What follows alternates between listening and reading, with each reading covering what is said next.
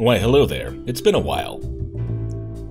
I am still sick, which is concerning on a number of levels. I've had some kind of running issue since ColossalCon that hasn't ever quite cleared up. That, combined with the trip, combined with the post-trip, recovery, combined with everything that I have to do for Otakon, has been keeping me away. That's why I'm drinking some extra vitamin C. By the way, if you are going to Otakon this year, we're doing 5 events.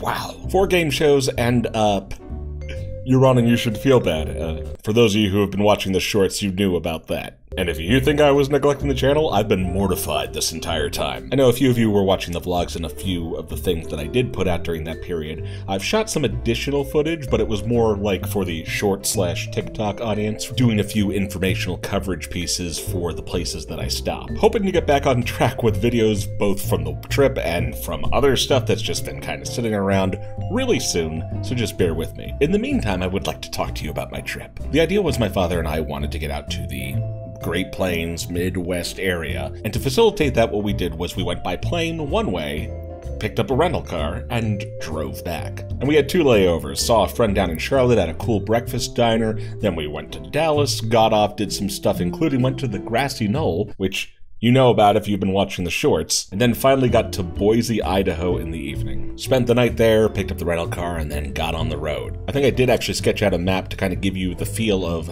where we were on that trip. We ran along the interstate and stopped at places like Twin Falls and Idaho Falls. Coming into Twin Falls, by the way, is one of the most gorgeous views I've ever seen. Idaho in general was surprisingly picturesque. And there's so much going on in the state. It's like you can run the entire, spectrum of topography in the state of Idaho. After getting to the east side of the state, we actually hooked back up through the northern part, like through the forest and parks area, and got to a place called Lemhi Pass. That's where you saw that vlog video, by the way. We used that to cross over into Montana, worked our way up to Missoula, then Butte.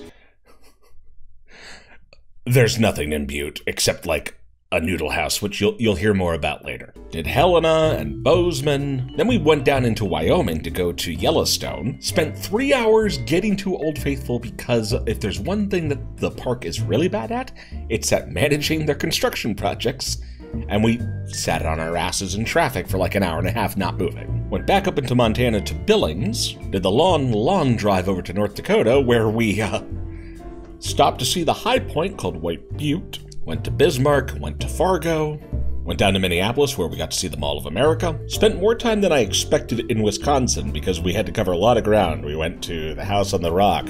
We went to the National Mustard Museum. Briefly spent some time in Illinois to visit one of my creator friends from TikTok. Unexpected detour to Michigan where I went and met another one of my online friends. Then to Ohio. Ah, yes, Ohio. And because we still had some time left, we actually went up to Erie to do some winery stuff and eventually ended up in Buffalo, New York, which was the last major stop on the trip before heading home. Lots of small museums, art galleries, and random sites along the way. And I wasn't sure how I was going to feel about it taking so much time off, but it was a really good decision, I think. There's a bunch of stuff that I probably would have never seen and might never see again. In terms of driving scenery, Idaho and Montana really take the cake. There's this highway in Idaho called US 93 that kind of snakes up one of the major valleys if you route yourself that way.